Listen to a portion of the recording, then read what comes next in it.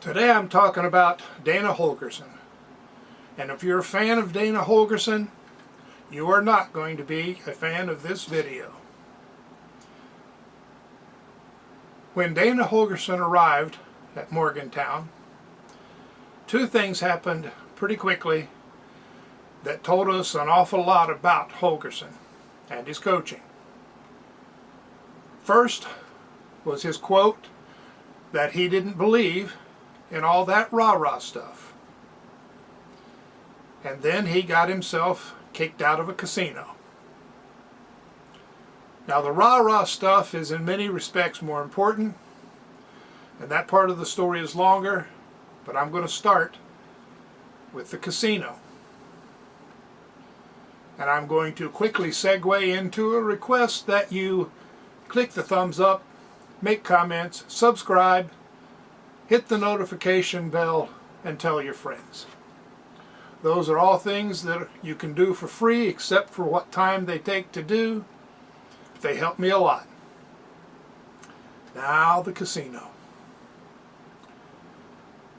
A new offensive coordinator got escorted out of a casino by security. Or some stories said he got kicked out. Kind of depended on what point they wanted to make. What really happened? I don't know. I doubt that you do either, because the story just disappeared. There was no investigation of what happened. There was no reporting of what happened. Pardon me while I let Brew lay out. Why would a story like that disappear? Why is it that we never heard anything really about the allegations that this behavior wasn't new for Holgorsen? Were they more than allegations? Were they just cheap shots? I don't know, because they never got covered. Now here we have what is not just a sports story, but a significant story overall. And it's a rather juicy story. It would increase readership. And those are things that newspapers and now the internet really like. And they didn't cover it. That tells me that Holgorsen had protection.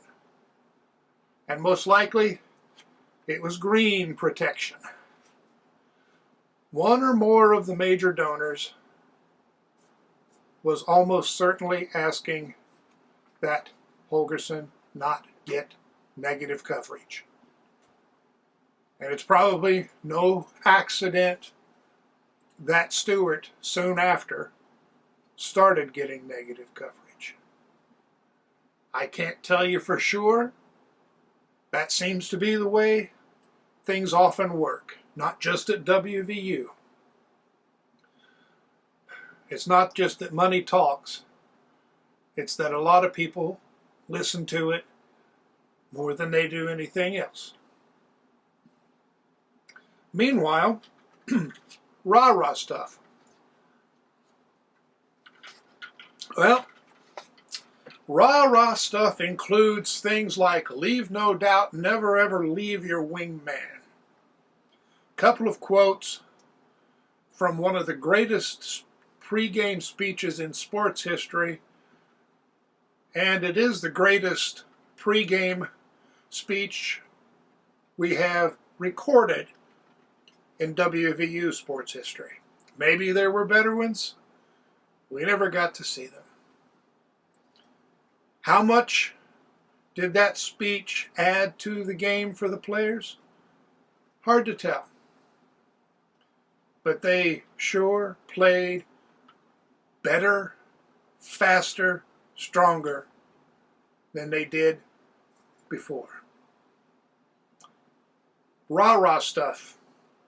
Go listen to the players from the 80s talk. And they'll talk about, working for the team, for your brothers. To them, it's a little taste of combat. It's not a foxhole. but it's what we have without war. And it makes a difference. When you're playing for yourself, playing your hardest means one thing. When you're playing for the guy behind you, the guy beside you, playing for the team, for the fans, giving 100% means something different. You find something more. You want something more. And you don't quit. And I'll get back to that. Rah-rah stuff, if you don't like it, you can't motivate your players not to go past that ordinary 100%. You can't get them to find that something more. And so you have teams that play well but fall short. And it's also a matter of empathy, because that's part of what the rah-rah stuff is about. If you don't like the rah-rah stuff, you don't understand people. And that's Holgorsen. Holgorsen understands X's and O's. I imagine Holgorsen understands numbers. He doesn't understand people. And that places a definite limit on what he will do and what he can do. And we saw the results because putting the emphasis on the X's and O's, not understanding people, is probably a big part of why his recruiting was erratic. He never even attempted to build a foundation, something that you could continue to build upon to make the team better each year and stable, to reach a high point and stay there. Holgorsen's record was erratic. Okay, first year 10-3. We remember that season, and I'll get back to that one. After that, 7-6 with a bowl loss, 4-8, 7-6 with a bowl loss, 8-5 with a bowl win, 10-3 bowl loss, 7-6 bowl loss, 8-4 bowl loss. And if you go back and look at a lot of those losses in the bowl games, the players quit. Especially if it was not a high-level bowl or a bowl in bad weather like the Pinstripe Bowl. Oh, criminy, watching the Pinstripe Bowl is painful. They didn't even show up. I don't know what it was. There were uniforms moving around, but they had no heart in them. That is a Holgorsen team. When Holgorsen grabbed the right players in transfer, he won some extra games. And then he lost games. He wasn't consistent. And it was always going to be that way because it was always dependent on who he could get at the moment. There was no foundation. There was no attempt to build a team, something that was solid, that got good and stayed good. We were going to see some more 10-win seasons. We were going to see 7-win seasons and 4-win seasons. We were not going to see any growth. What Holgorsen had done was all Holgorsen would do. Notice that in 8 years, he never managed to recruit and develop a successful quarterback from high school. Not once. Holgorsen does not build. Look at his record before WVU. He arrived at a school just as they got the last piece in place. They had big seasons. And he moved on to another place that had just gotten the last big piece in place. 3 times that happened before WVU, and then he came to WVU just when Bill Stewart's work paid off. Stewart didn't have enough scholarship players on the team. That's obvious. But he had built a cohesive, solid starting team on both sides of the ball without gaps. And he was working on the depth. He'd have to change some recruiting, but he was working on the depth. That 10-3 season, everything good about it belonged to Bill Stewart. It did not take a good coach to get 10 wins out of that team. They were built, they were crafted, they were primed. And if you consider that we had a bowl win, it means Holgorsen went 9-3. Same as Bill Stewart had done for 3 years. The only difference is Holgorsen scored more points, but same number of wins. 2 of the losses were to Louisville and Syracuse, I believe. Yeah.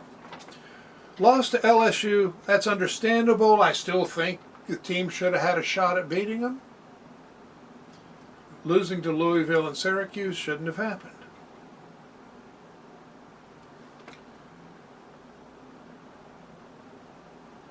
Now,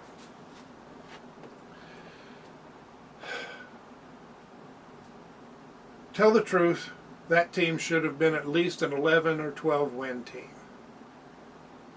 Holgorsen didn't use them well. The Clemson win, oh man, that looks huge. It's a beautiful thing.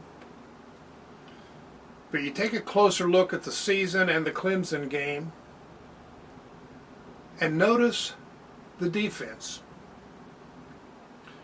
The defense through the regular season did not play like a Jeff Castile defense. It was not aggressive. And it was experienced. When Castile had an experienced defense, it was an aggressive defense.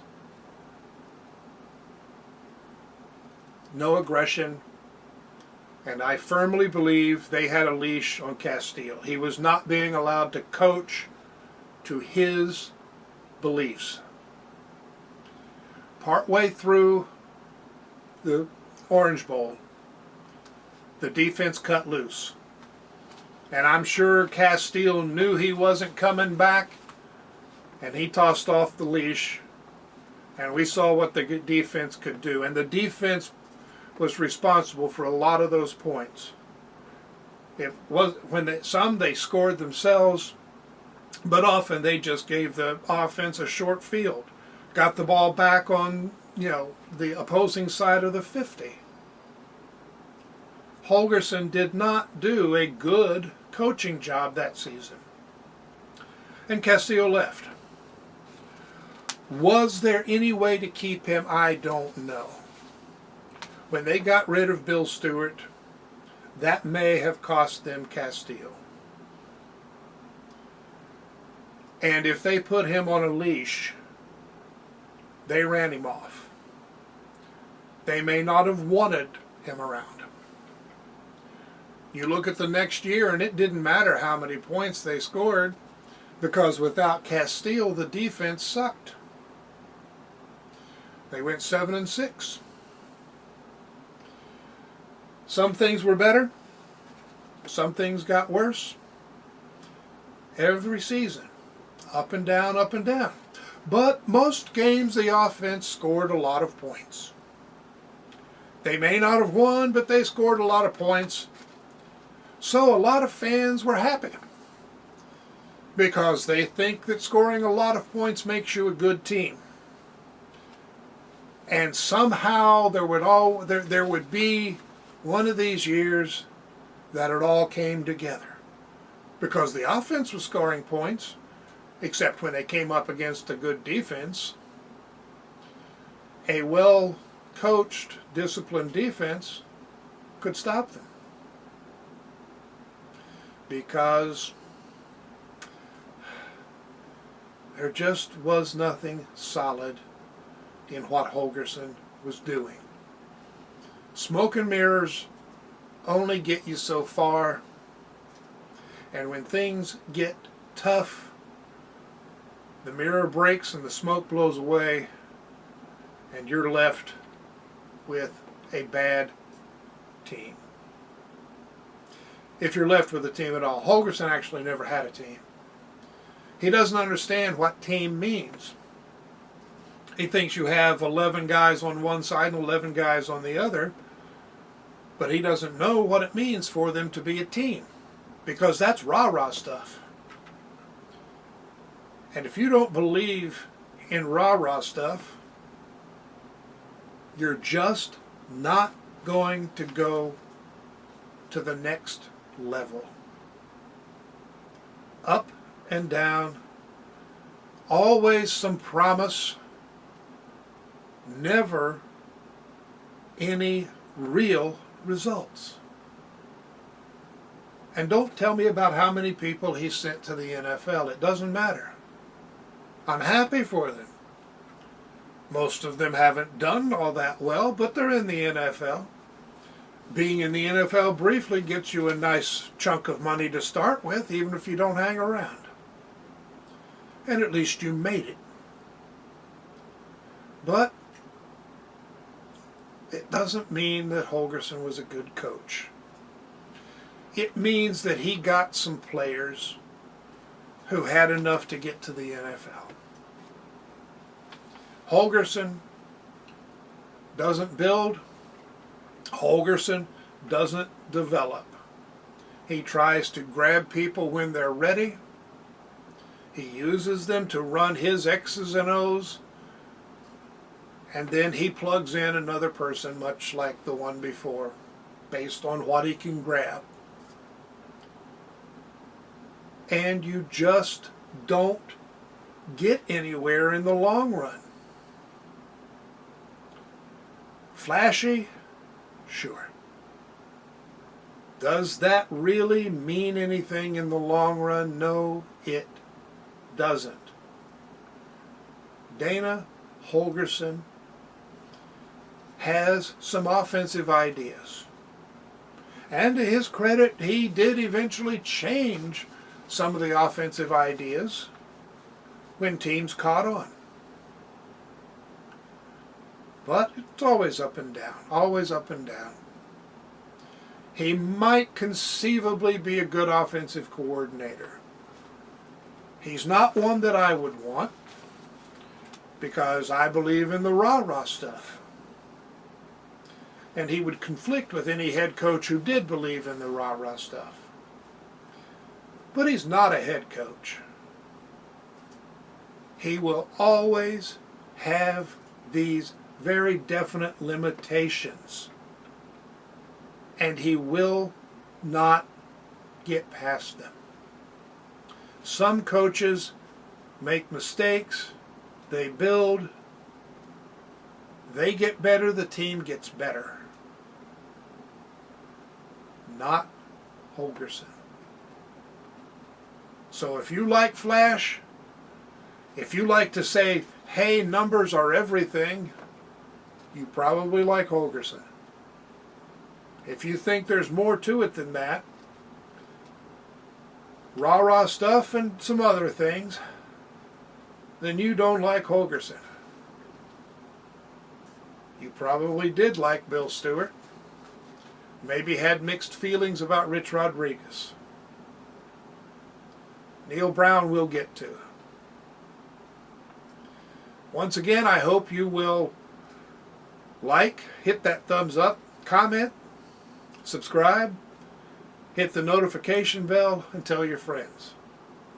And I do hope you'll come back later, because there are going to be more videos, more opinions, and sometimes I may even be right.